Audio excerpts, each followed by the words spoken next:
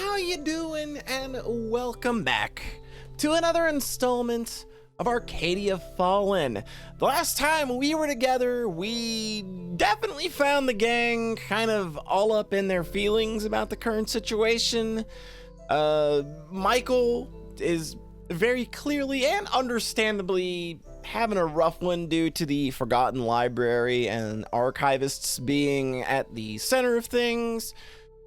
Victoria is struggling with her sense of justice and duty, and having once again disobeyed orders to further her cause. Mime is just, well, she's just still kind of Mime, and I'm still not sure of where she fits into all this. My future wife Anne and Quinn had a fight, but it's only because Quinn is very steadfast in wanting to stand their ground while we use them and their shop to lure out Ronan. But I also get the feeling that Anne is someone who is maybe acting on her own fears and maybe some trauma over maybe things that have happened to her in the past. And I think we may start learning a bit more about that in this part if my interactions with the rest of the party are any indication so far. But before we dive into all that, I did mention in the last video that I was going to go and look more at alchemy stuff off camera, and I did. I do understand how both volatile and enhanced elements work now, and they're basically a means of just making the alchemy puzzles harder. I also went back and I picked up the stars for all of the potions that I've crafted already, so everything has a max of 3 to 5 stars, and I went back and just did all of those. So since I recorded that whole mess, I'll just see you on the other side after we roll that beautiful fast-forwarded ring footage.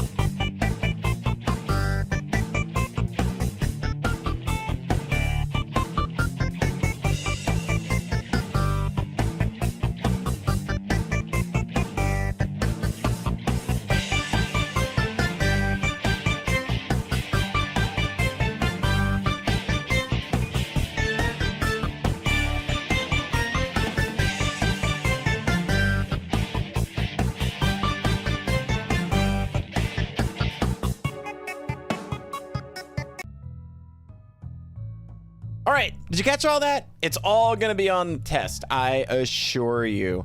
So to kind of go over what we did, we went through and I went back and I gussied up all of the alchemy recipes, like I mentioned. We've got 64 stars now, and we came up with 2 more, with 2 new, I believe it's 2, yeah, it's 2 new, we came up with 2 new concoctions that enabled us to get more of Elizabeth's backstory. So we've got a perfect perfume, which is a potion that always smells amazing to those who are near. It's perfect for a first date. Know exactly what I'm gonna be crafting when we're going out with Anne.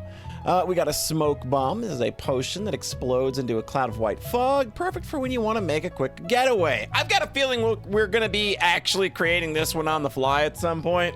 I just got a feeling, so I actually wrote down the steps that I used to make that one because I had a feeling like I'm gonna be making that again, probably for story reasons. And when we get over here to these last few pages, this is you see where they've got these extra symbols. Now this is way more symbols than we can actually create. All of these have 5. And the only way we can do that is with the empowered elements. And I know how to do this now, but I'm not gonna mess anymore with alchemy for the rest of this episode. But I think that we will start the next video by coming in and showing you how that little system works with a little more knowledge, and then I'll probably finish out what seems to be left of the alchemy book, and probably end up getting the last bit of a story on Elizabeth as well. But for now, we're gonna find out about that. Just how did you become a spirit alchemist, Elizabeth? What happened during your time in the Empire? Elizabeth looks uncomfortable, silently mulling over her answer before she sighs and the music fades away dramatically. Oh. It's not that simple. It all began with an uprising in the north. Some mad mage had roused the spirits of some vicious demons and was wreaking havoc across the mountains. Our normal weapons were proving ineffective, so a lot of effort was put into finding a solution. I see. A young prodigy tinker mage, Liv, came up with an insane idea. She wanted to create a portable device that could be used by non-mages by fueling the spells with the souls of demons. It was the perfect solution. Get rid of the demons by trapping them in the very weapon they used against the human army behind them. That's really smart! It's also very Ghostbusters-y, minus the fact that the ghosts didn't have, proton packs that could, take humans away. That'd be a very silly thing. Everyone thought she was insane, of course, but she somehow managed to claw herself to a small research budget and approval of the Paragons. A small team was assembled. Liv herself, of course, and a spirit mage, Bjorn, myself as the unlucky guinea pig, and 2 knights from Erodos, Chris and Alethea. I wonder. We were stationed out here in the boonies for years, and the 5 of us became almost a family of sorts. Our days were spent assisting Liv in her vision. Eventually, she was successful. The spirit locket she built was exactly what was needed to turn the tides. We all went there to the front lines ourselves and saw things to the end. The uprising quelled, and I and the others were hailed as heroes. Well, all sounds good so far. But you left. What happened? Politics! Of course! How could I have been so foolish to not know the answer? Lethrus, grant me strength. Accusations were made that the uprising was the work of the kingdoms of the north. All lies, of course. The Paragons had gotten a taste of war. Yeah, and they needed an excuse to start a new one. I and the other heroes were sent off to fight our neighbors, to bring the land under the banner of the Empire. Annexation, baby! Let's go! Let's buy Greenland. The Northerners were tough folk, though, and the war dragged on. The Paragons were losing support among the nobility. The spirits had been hunted to extinction to feed the new spirit locket. People were starving, and that's when the cleansing happened. What did the historians have to do with this? Yeah, that's a good question. Yeah, they absolutely. What? What did the archivists have to do with this? They were merely scapegoats. Elizabeth smiles wryly. I see.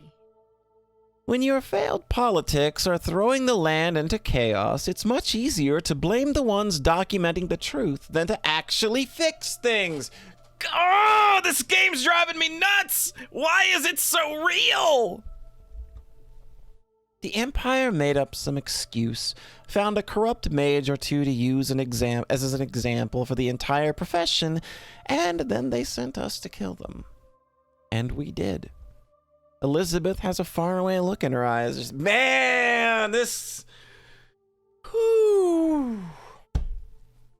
This is really way heavier than I thought we were going. If you could see what my vision for this game was when I first started it up and what I thought this was going to be compared to where we are now, the difference is stark. So stark. If just... An entire line of mages slaughtered with the very weapons they helped create. The war was eventually won, the kingdom was annexed, and its people fleeing into the mountains. And I left the Empire. Phew.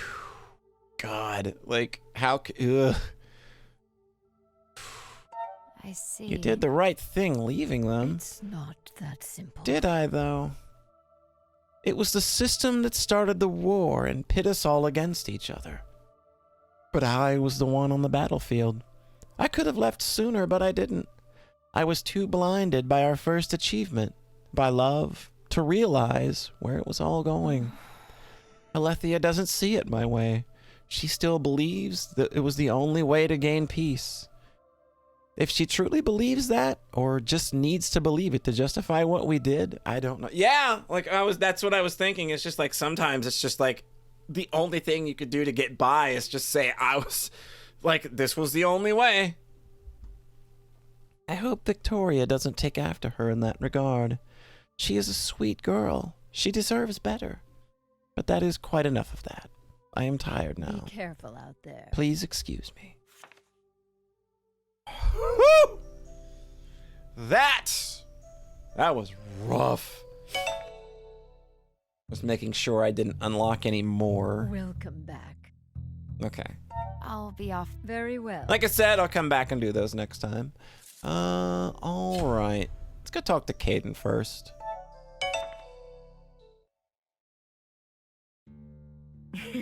And then I told him. Oh, she's in here telling dirty jokes. Oh, they're in here telling dirty jokes. I've really got to stop that. I've really got to stop that. Sir, that's not a rose. And he... You've spent the evening at Quinn's. You've all taken turns keeping an eye on the flower shop. Not that you're keeping much of a watch at the moment, as Quinn has brewed herbal tea, and the two of you are just busy sharing your best weird customer stories. So, how did it end up there again? And how did alchemy help get it out? And I was asking him, are you really sure? Because I couldn't come up with a polite way to break it to him that plant smells like farts! It smells like farts! And then the door to the back opens and the two of you turn to see Caden walking in, looking awfully tired. I've checked around the shop again, but there's no sign of either demons or Ronin. You look disappointed, my guy. Were you hoping for a fight? Well, I'd rather know his plan than deal with this frustrating waiting game. That's a good point. Like, I would rather you just, like, look, yeah, attack on night one. Let's go. Let's just get it out. Let's just get it over with. You look like you need something to warm you up. I'll go brew some more tea. Quinn gives the man a meaningful look and then goes out into the back. Caden leans against the counter with a sigh, and you notice how he seems dimmer than usual. Hey, need a light bulb change, my guy? Oh, yeah. This is... Used those powers again, didn't you? That's why you're so... I had to. more of Goldner's men are prowling the streets. It's getting harder to stay out of sight. We need to get you, like, a real good cloak or something. I think that, like, look, it worked in Xenosaga, or it worked in Xenoblade 2.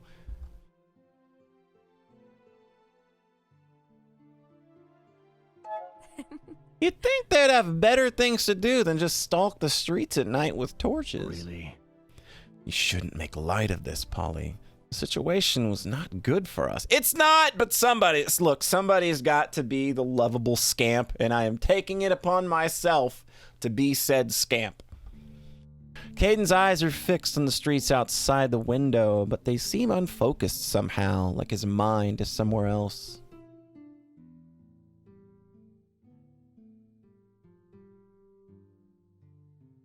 Are you okay? You okay, Caden? You look like there's something really bothering you. Sorry, I'm getting distracted by pointless musings. No. Seeing the library and hearing Michael's story, it got me thinking. When we met and Michael said that your people had destroyed their own historical records, I didn't believe him. I don't understand. Such a thing would be unheard of in our society, yet I cannot deny the evidence when it's presented to me. I've never really given much thought to how precious my people's collection is. The knowledge is something that people will kill to obtain or to destroy. How curious. I suppose I've gained a newfound respect for my elders who have worked so hard to preserve our history, even if I still don't agree with their apathetic view of the outside world. Though I had to leave to change history, but the act of preserving what came before, that too can be used to change what it is to be.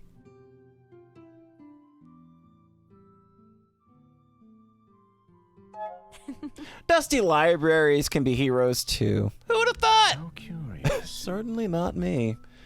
Those who get their names in poetry and songs are usually described as much more dramatic individuals. I have been thinking about what I will do once all of this is over. And we are making a difference here. I am making a difference by being in this place. I'm nowhere near making amends for what I've done, but perhaps in time I will be able to face my elders and tell them what I've discovered.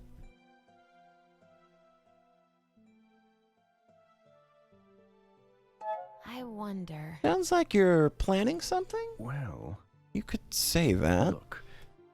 If we succeeded in preventing Ronan's plan from coming to fruition, then things will continue as per usual. My people won't know about the disaster that their apathy almost permitted. We can't keep living with blinders on until a successful disaster wakes us from our slumber. Yeah? It is my duty, I believe, to wake them up.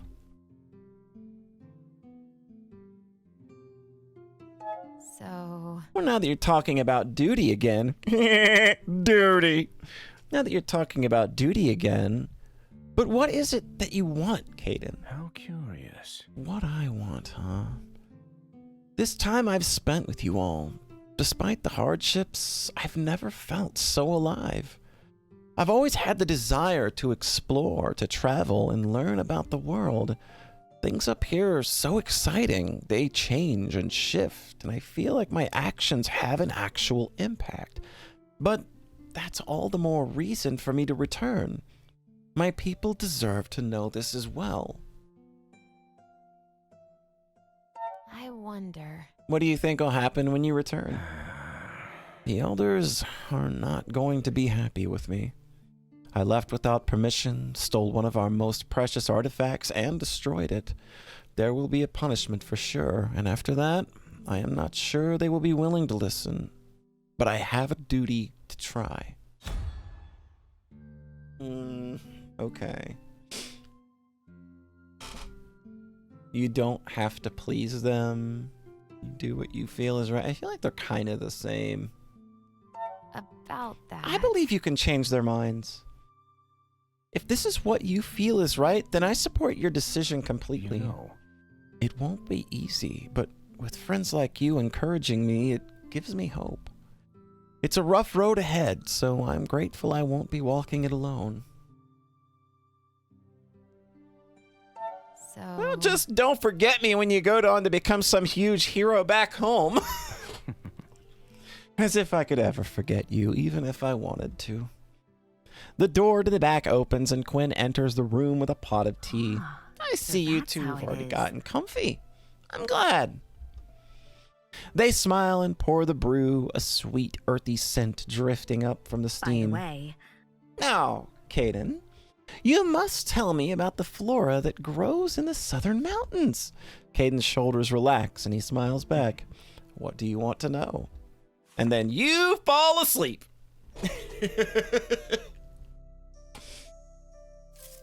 All right. I can still visit Quinn. What's going on, Quinn? What else is going on? Quinn. welcome back. Hi. What can I do for you? I'm ready to put up the wards. I don't know if that's like story see, I got a check mark there, so that feels like maybe that's story progression. So I tell you what, Take care. I'll be right back. I gotta go talk to my future wife.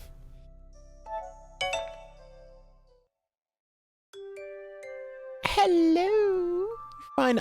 You find Anne hiding away inside her lab, eyes focused intensely on some welding she's doing. It takes you a moment to realize that the sparks melting the metal aren't coming from some sort of tool, but rather Anne's hands themselves. Oh, my baby. Oh, my sweet baby girl. What is... Oh, my God. What happened? Oh. Is this why you wear gloves? Is this a kitty giddy thing?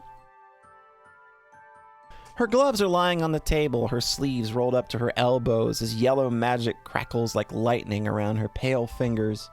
You've never noticed them before, but in the bright light, it's easy to make outlines of thick, gnarled scars running up her forearms. The light dims and Anne pushes up her welding glasses, finally spotting you. You? Hey, how you doing? What are you doing here? I didn't call for you. Did I? Your heart did! Hi. Hey, Anne, what you working on today? The same thing I'm always working on. Now tell me why you're really here. She just gets to the point in a way that I really like about her. She's very blunt. She's very forward. Oh, yeah, this is where it's all happening, isn't it? Oh, yeah, here we go. Tell me about you and Quinn. You sure you and Quinn are gonna be okay? I'm sorry, I don't mean to pry, but I accidentally overheard you two earlier, so we'll be fine. It's not the first time we've disagreed on this, and it probably won't be the last. We'll apologize later, eat a bunch of cookies, like friends do. Yeah, that's how it goes sometimes. I wonder. How's your work on the dragon sword coming along? Actually, I'm still testing out the material. It reacts very differently to my tools compared to the other metals. So far, using magic is the only way to manipulate it. I'll get back to you when I'm ready to start combining this with the spirit locket. Oh. So. Anne, what happened to your arms? My what? Anne blinks and looks down, realizing she isn't wearing her gloves, then sighs. Ah, you're talking about the scars.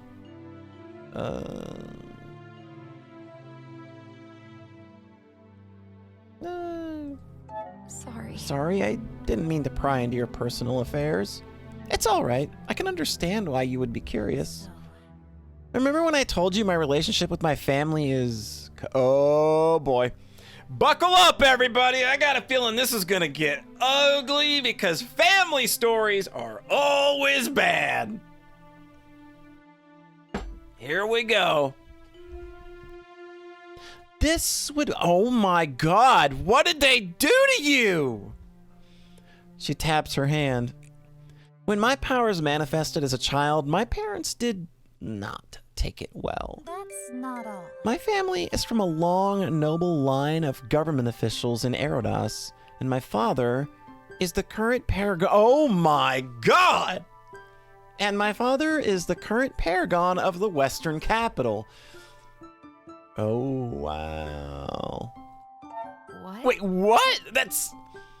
You mean to tell me that the guy who gives Alethea her orders, one of the 7 leaders of the Empire, is your father?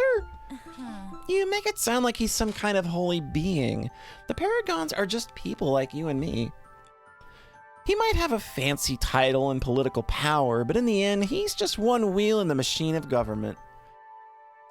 A crown piece, but a piece nonetheless. The Paragon of Erodas is elected once every 7 years from among a highly competitive group of noble families. My father was in the midst of his bid for election when my condition manifested.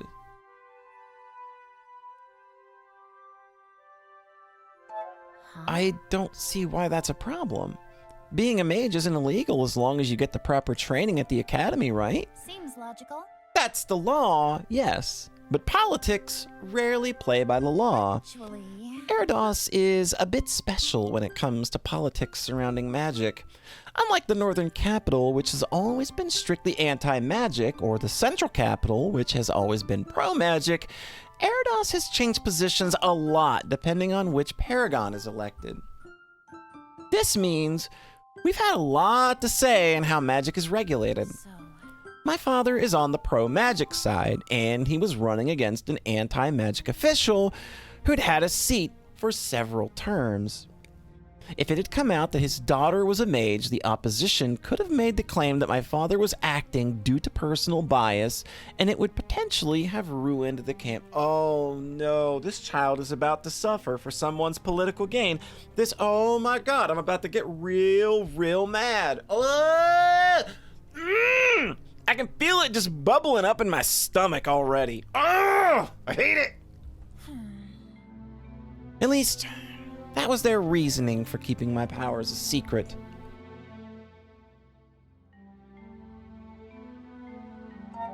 Yeah. What, a lawmaker decided to break the law when it was convenient for him? How shocking. No, that's the least surprising part of this story, I agree. But that's politics for you. My father believed that the slight discomfort from me would be worth it. And it wasn't that much of a change for me, really, staying inside at first. That's not all. I don't know if it was the stress of the campaign or some sort of maternal instinct kicking in, but my mother got obsessed with the idea of curing me. Oh, God. Oh, there's a lot of there's a lot of really ugly parallels here that parents think children need to be cured of, and I know that, and knowing this game, and I know this game's politics now, so to speak. I know that this game is commenting directly on that now.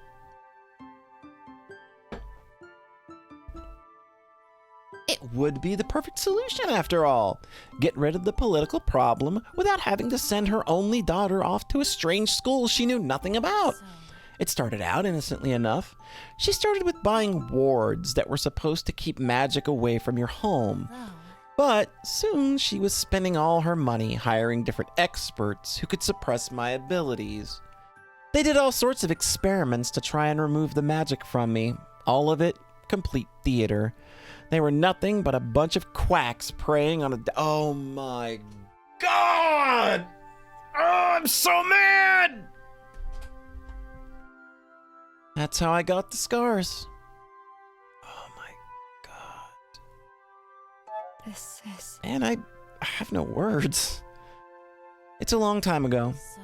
When my father was eventually elected and returned home to discover what my mother had done, things exploded. He tried to salvage the situation, but before he got a chance to cover things up again, I was saved.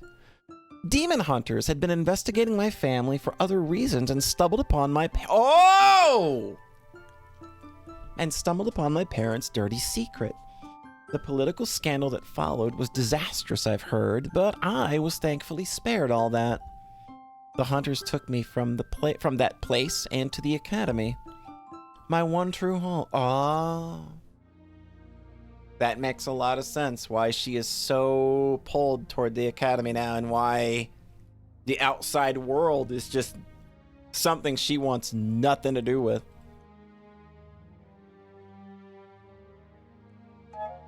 That actually explains a lot, especially your wariness of the outside world. That's not all. I want nothing to do with it. If my parents had just been some fairy tale villains who hurt me out of malice, it would have been much easier to dismiss my experience as an outlier. But it was the system that allowed this, and I cannot forgive. I can't believe this. I was mad at the world for treating people like me like we were monsters to be feared. I resented my parents for their fear, their ignorance to actually trust some crooked loony over the medical professionals I knew they had access to.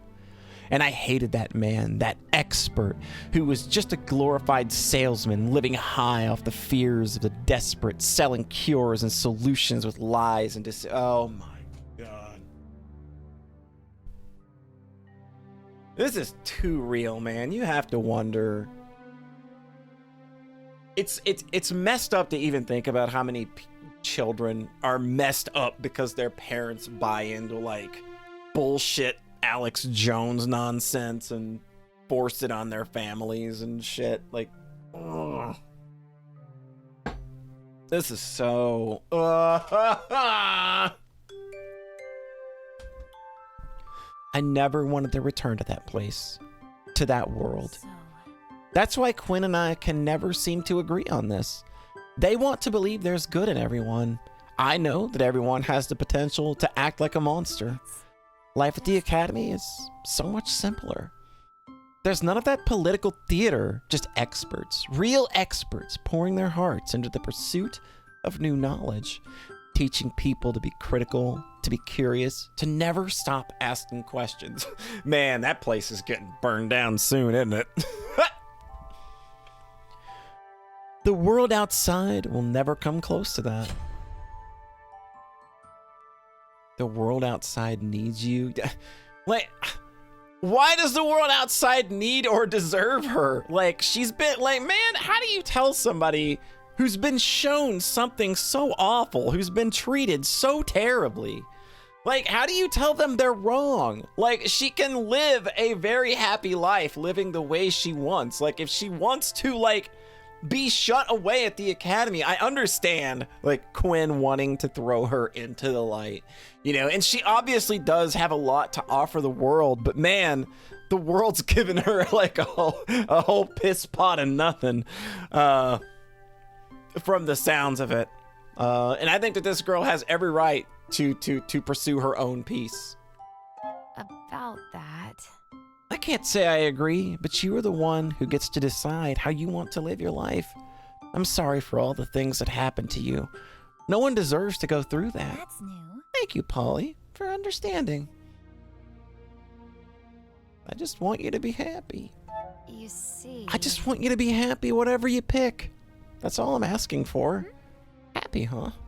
She trails off, shaking her head. That's new. I think things out here might not be quite as bad as I imagined. I still have my dream, though. And to make that a reality, we have a demon prison to fix. Oh, though. I think things here might not be as bad as I imagined. I think we can use the power of my infinite love for her to drag her out into the world in a less you need to do it for the world way, and maybe a more put yourself out there but do it for yourself kind of way. So let's do our best so we can both get what we want, okay? You got it. Man, how's the work on the locket coming along? I'm making good progress. Now that we know the true purpose of this spirit alchemy, it's making my work a lot easier. Somehow I doubt that, but it's good to know you're feeling optimistic. No, Something on your mind? I was just realizing. If things were different, you'd make for quite the demon hunter, Anne. Oh, please. Mages can't be hunters. You know that. What if they could? Would you want to become one? That's an interesting question. Had you asked me years ago, I might have jumped at the opportunity. They saved me after all. But I'm starting to realize that the hunters didn't save me. They put me on the right path, for sure. And I will always be grateful. But I'm the one who Yes! I picked myself up and got this far. And I'll be the one making my dreams come true. I am glad to hear it. I'm sure you'll succeed. Well, obviously. Yeah, she's a genius. I'm a genius, after all. And you got a big dummy in your corner who will just literally do anything to help you achieve that dream, even if it includes violence. Maybe especially if it includes violence. Okay. So, Welcome back. let's do them wards. What you got? I'm ready. Have the wards from Elizabeth. Let's prepare our trap for Ronan. Lovely. Okay, if you're sure. Well, let everyone know we're ready. I'm ready. I'm ready, Eddie. I'm ready. This is it. Let's do it. Okay, let's do it this time. Or let's do this then. I don't know how I got this time out of that. As the sun is going down, you all gather at Quinn's shop to set up the wards you and Elizabeth made. Victoria is pacing near the door, and even Michael has the good sense to leave her be. It's been quite a while without Ronan making another move, and it's driving the former demon hunter nuts. Quinn is just their normal, effervescent, lovely self. Looking delighted to have so many guests, they've been flitting around serving tea and are now engaged in a deep discussion with Kaiden on the flora found in the southern mountains. You finish setting up the wards just as Mime comes creeping through the door, the bell giving her away. How curious. You were calling it quite close there. You were cutting it quite close there, Mime. A few more minutes and you'd have been trapped on the wrong side of the ward. Sorry. I didn't mean to be late. Where were you? Mime, where have you been? I haven't seen you around for a while. What? I was hard. Like, what are you doing? What are you doing over there, sussy wussy? I just poked my head out for a spell. What now? You have been disappearing an awful lot lately. I decided to put some trust in you given everything that's happened. I hope that it was not misplaced. Come on. Of course not. I'm not doing anything wrong. I've been keeping a lookout for Kim. I haven't seen him at all since Polly and I ran into him. I've been looking all across town, but I've had no luck. So I'm kind of worried. I feel overlooked. Oh no. That is quite worrying. Hear me out. Right? I know we have to stay here and focus on protecting Quinn, but See, he's just really nice and I don't want anything bad to happen to him. I know we haven't actually talked much, but I just get this feeling from him. It's a bit difficult to explain, but his soul smells like home. It's interesting. She really has kind of been drawn to him in a weird way. Like, and I don't know whether it's just, he's an innocent child that, is just doing his best and that's just alluring to her for some reason, or if maybe there's something actually going on here. I mean, we know there's got to be something with the archivists too, at least with Ronan. Really? Home. Quinn has stopped pouring tea and is giving Mime an odd look. Yes, I know it sounds odd, but he reminds me of the forest, of fall trees and grass and wildflowers. that's new. Is something the matter, Quinn? Anne looks with concern at her friend and Quinn turns. Curious. It's just... I just talked with Polly about this earlier. Nature mages like myself are often those most vulnerable to spirits. They seek us out unprovoked because the magic we use is appealing to them. We feel like nature, so... Oh! Really? I guess you do give off a very similar feel, Quinn. I just always assumed it was a shop that smelled like this. Huh. The more you know.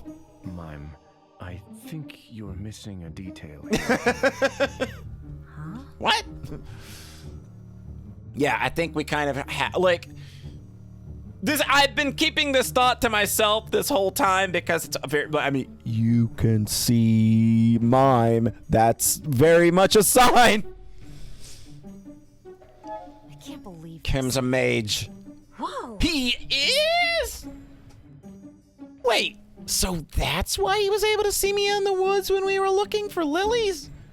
It totally makes sense. He what? Why didn't you say anything?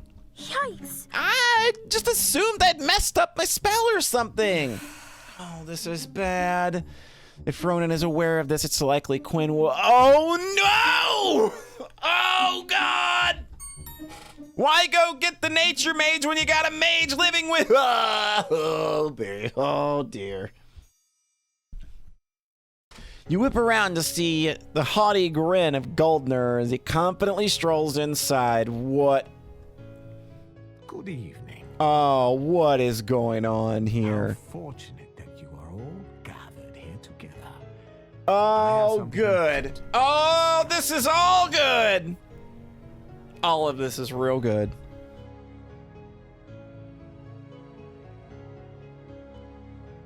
What? We don't have time for your games, Goldner. What do you want? Why, you... You know very well what I want. disgusting. I know you're the ones who broke into my home and stole precious documents of mine, and I'm here to get them back. Oh, yes?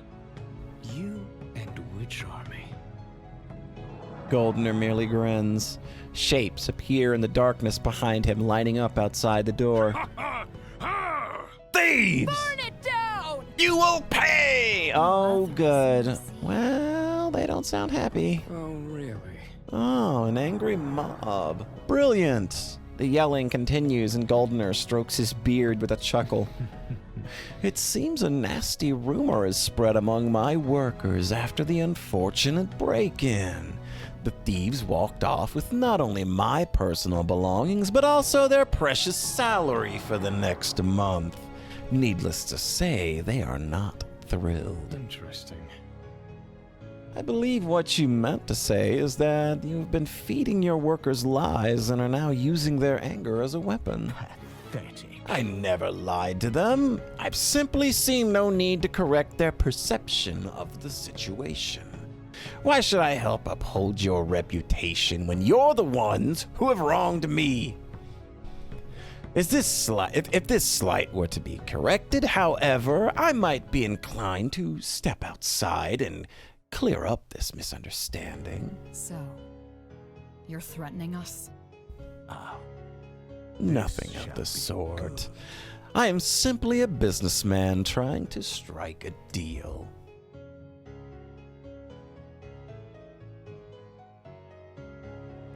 You... Get lost, Goldner. We have no interest in your so-called deal. Really? So that's how you want it. If this is your decision, then I guess I will be going. I wish you all a lovely evening. With a mock bow, he strides back towards the door. Mime suddenly tenses behind you, grabbing onto the back of your shirt. Something's wrong. There's something outside. Goldner opens the door, walking out with a confident gait right until a fist connects with his gut and he's thrown back in with a yell into the flower shop floor. What in the world? Uh-oh! A tall man steps through the door, eyes wild with unnatural rage. Kill the mages. Oh boy. We have to help. Michael, come help me with the wards. Victoria, the door. Got it. Already on it. Victoria steps over the writhing and whimpering form of Goldner to push the frenzied human back. Caden rushes to help her slam the door shut and hold it as fists start pounding against the wood. Now, Polly! You and Michael make quick work of the remaining wards and the spell flaring to life with crackling blue energy. It bends and bounces like a great soft bubble around the shop, and the fists and stones hammering away at the outside are repelled with a soft bounce. Well, isn't this neat? That should keep them out, though it will also keep us in with that guy. You all stare at Goldner, who's slowly recovering from his fall, wheezing and spitting angrily. What the? That imbecile punched me when I'm done with him. He pauses, realizing with a bit of delay that you are all staring at him with varying degrees of exasperation and amusement. Well, how the mighty have fallen. This is... How dare you? What in the world is going on? And who in the world is going on? Enough. What happened is that your selfish lies have made your workers prime targets for demons to latch onto. Now they're following its will until we can stop it. You! Goldner's face scrunches into a sneer as he points a finger at Caden's chest. I knew you were helping this Outlander scum. Wait till I tell everyone what you've been hiding. Oh, this'll be good. Bold of you to assume you'll be leaving this place with a tongue to speak with. Goldner's face pales. Hey! You! Enough! We have much more pressing matters to deal with. The wards seem to be holding up. We should be safe as long as we stay in here.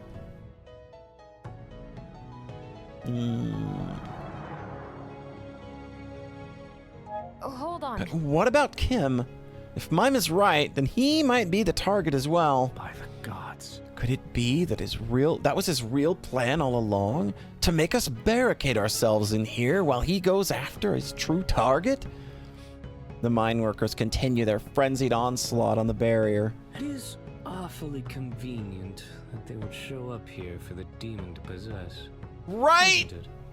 What do you say? Weaselin. What do you say, penis face? How did you learn about us being here tonight?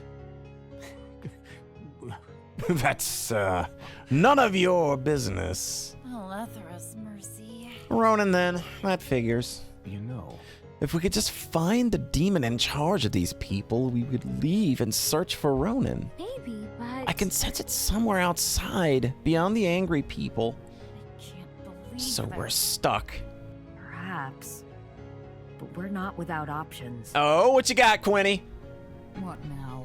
Actually, Well, if we can't leave my shop to find the demon, perhaps we can lure it inside here with us. You know what? I love insane. I love insane plans. Quinn, you are a jewel. Let's go. What do you mean? That sounds like an idea.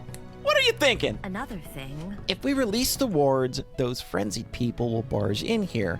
No doubt the demon would use the chaos to target someone in here. Most likely me.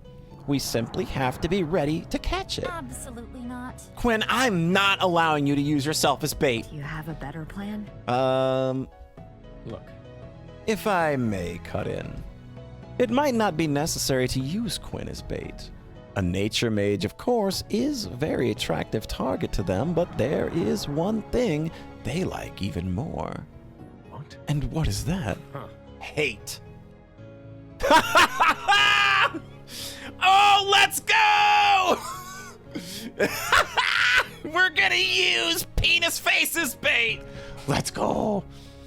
All eyes turn to Goldner, who is still fuming, holding his bruised chin. Never going to agree to that. Oh, I don't care if he agrees or not. He Yeah! Let's go, Michael! I love you more and more.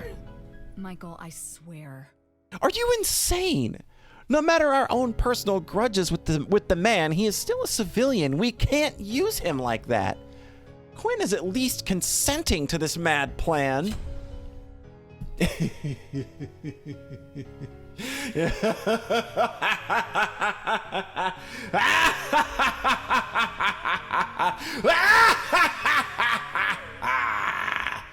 Y'all know what I'm doing. I wonder. So how should we go about making Goldner the target? Well, that's fairly simple. You just have to make him mad. Now, what are you talking about over there?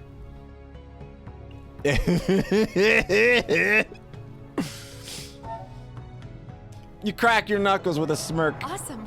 I'm gonna enjoy this.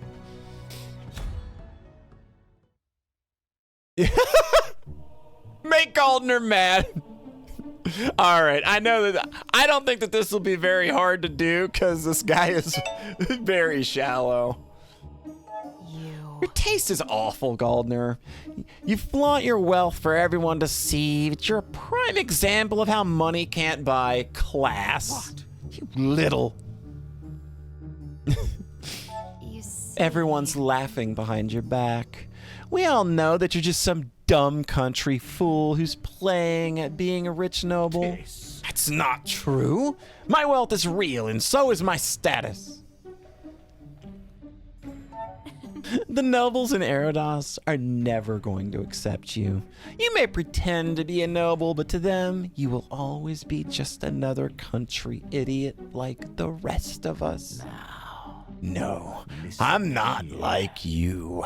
I'm nothing like you, Phil. Don't you know Just who do you think you are? How dare you talk to me like I'm some... A dark force suddenly comes barreling through the shop and you have to throw yourself to the side with a yelp as it lands before you and Goldner. Rage, such sweet and tempting fury. Our brother asked us to keep you busy, but I don't see why I can't just sneak a taste. What the? You stay away from me, abomination!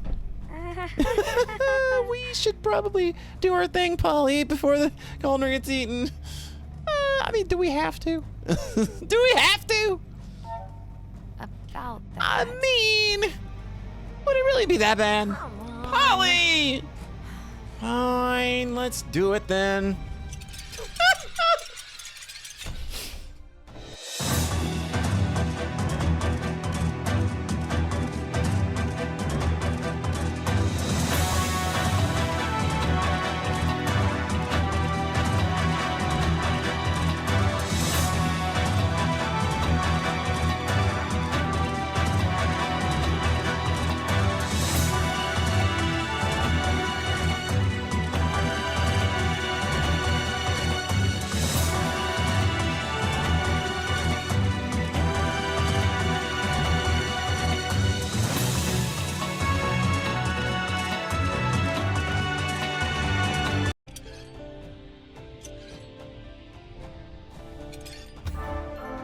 There we go.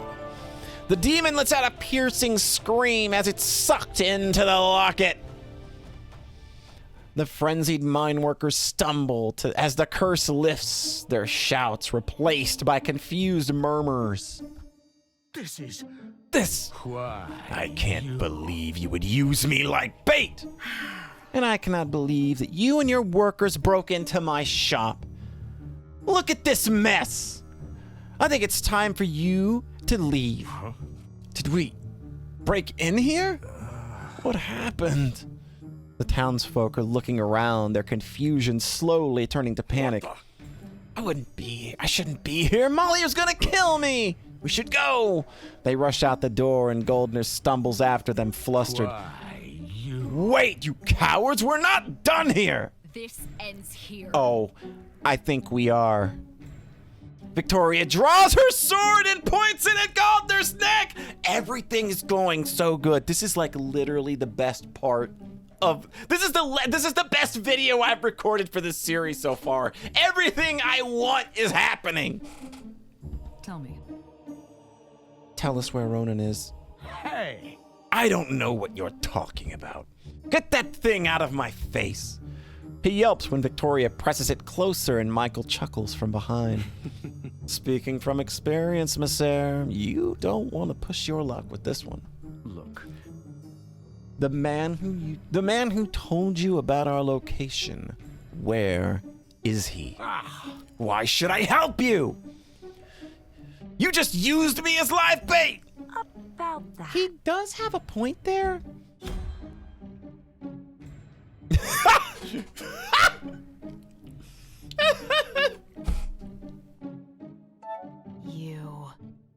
You have a sword at your throat. I suggest you just speak. Why? Are you threatening me? Have we not been threatening you this whole time? It should certainly seem that way. Now, the question is, are you willing to test the knight's patience? Goldner grits his teeth. Pathetic. Fine. Let's see.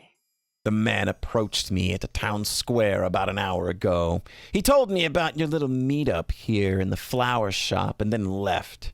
He was heading out towards the woods, but I don't know where precisely. The woods? An hour ago? He could be anywhere by now.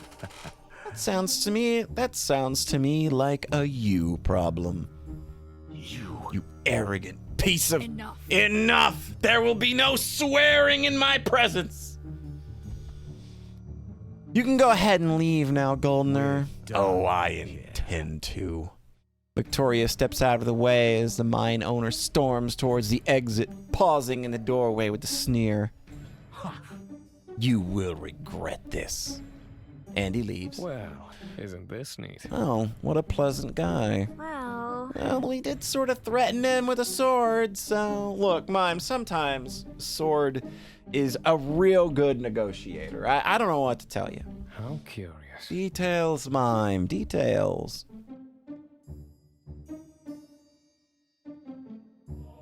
We've got to go. We should go. Who knows what Ronan has been up to while we've been stuck here. Kim, Time to go. come on. We know where we are heading. We shouldn't delay any further. So, What about Quinn, though? The wards are broken and nothing's here to protect the shop. Actually, I'll come with you. Come again? We don't have time to be worrying about wards now. We should just stick together until this is under control. Oh, I know. I don't think it's going to, but like that just feels so death flaggy to me. Don't worry, I won't slow you down. really? Are you really sure, Quinn? This might get dangerous. Actually, I just faced down a demon leading a frenzied mob. I think I'm gonna manage. Got it. Let's go then. You all rush through the town and race in a race against time. The forest towers above you, the blackened tree trunks like silent pillars judging you as you hurry onwards. this way. I can sense him this way. Mime is looking particularly frantic, running ahead of the group until you make it to the clearing. Please stop this, Ronan. Oh, God. The demon wearing Ronan's skin has his little brother cornered, the young boy looking distraught. Don't be like that, dear brother. I just told you I need your help. You wouldn't refuse to help your big brother, would you? I know you're not really my brother. You're just some bad spirit who's controlling him. I won't do anything you say. I will never help someone who hurt my brother like this. Little pest. Then I guess we'll just have to do this by force. Ronan holds up the locket and it glows ominously, shooting out a beam much like when you seal away demons. Kim screams when it hits him. Brother! Oh, dude, this is gonna be so bad! Someone, please help!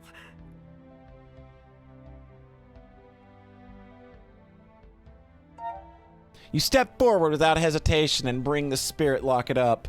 Glancing down at Mime, you grin. This is it. We got this. And then you move. Polly! You draw upon the power of the locket and throw yourself between the brothers. You! Polly? Oh, it's on now, baby. You done.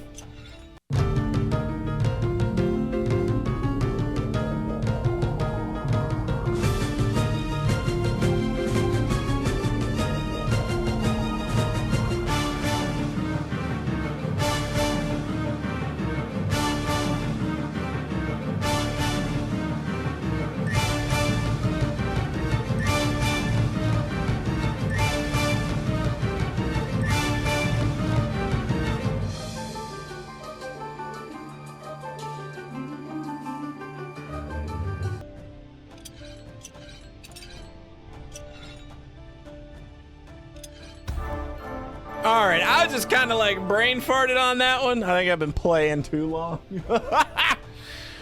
The beam from your lockets connect and rebound off each other. Kim is released from the spell and falls back with a scream.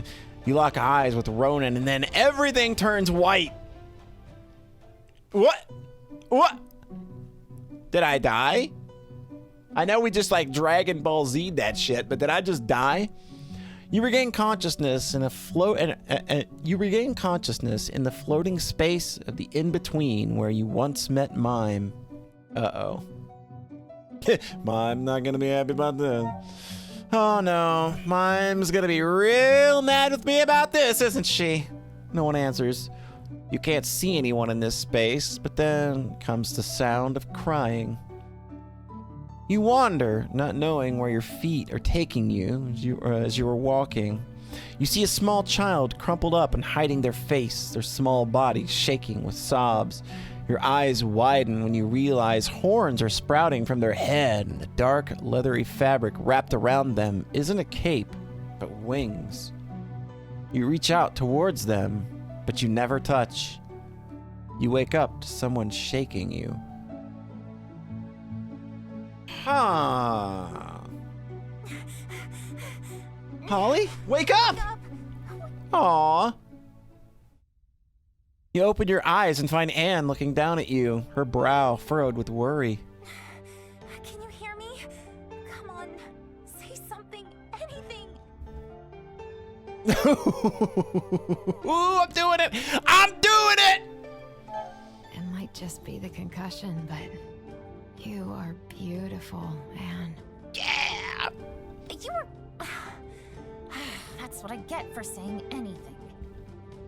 The mage helps you up and proceeds to investigate you like one of her tinker projects. Ooh, I guess tinker me, you please. appear to be okay. You shouldn't be moving around too much, though. She sighs and looks away. You scared me. Aww, Please, you really care. don't do that again. Ooh, even a little quiver in her voice there, too. Really nice. You're still out in the clearing. Ronan is gone, and the rest of your companions are gathered around you. So, did I get him? With this much of a headache, I'd be disappointed if the other guy didn't look at least a bit bad. Please don't make light of this, Polly. We have no idea what happened. Fascinating. Using the lockets against each other seems to have made them rebound, so the spell wasn't completed. You were knocked out cold, and when the light disappeared, Ronan was gone. What? Really? What do you mean gone? He just disappeared? For now. I wouldn't count on him being just vanished for good, but it seems like we won this round. You know. We should get back to the shop, figure out what to do from there. We still have one more matter to attend to, I'm afraid. Kim appears before you teary-eyed and scared beyond belief. Ollie, I'm so sorry. This is all my fault. Hey, there's no reason to cry. I pass out all the time. I've screwed up so much alchemy in my day, and most of them involve me on my back for at least 2 or 3 hours, and maybe paramedics called because I stopped breathing once or twice. That doesn't... The kid still looks distraught. Victoria sighs. If you're quite done, we need to discuss what to do here. Look, Now that we know Kim's a mage, I have to arrange for him to be transferred to the academy. Why are you doing this now? I might still have some contacts with the demon hunters I can call in. No! Kim looks distraught. I can't leave. Not now! I still don't know what happened to Ronan. You'll be safe at the academy. This place is obviously dangerous. Right. But he's my brother. I can't just leave him.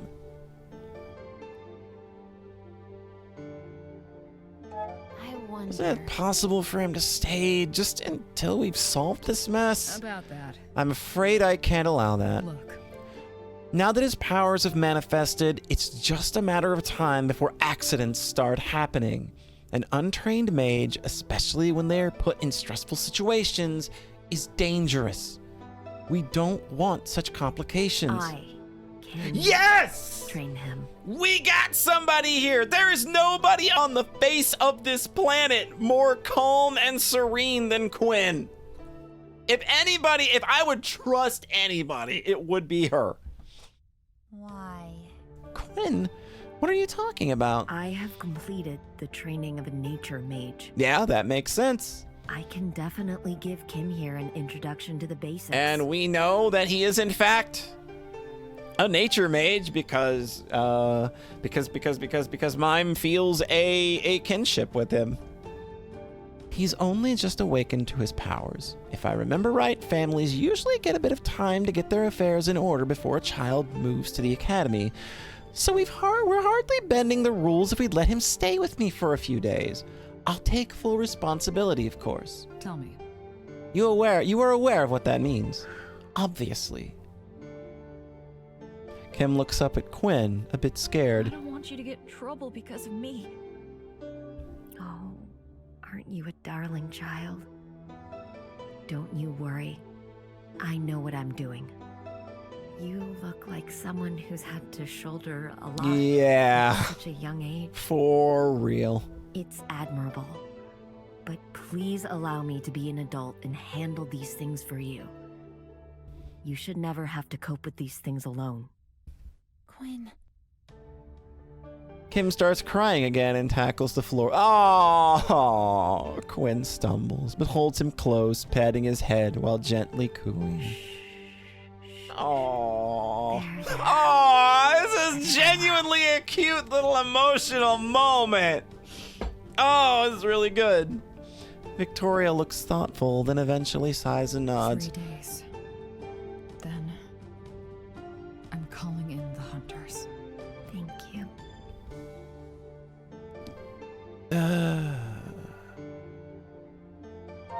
So. Yeah, try not to get into any more trouble now, though. I can't believe I'll this. try. You return for the night, Kim leaving with Quinn.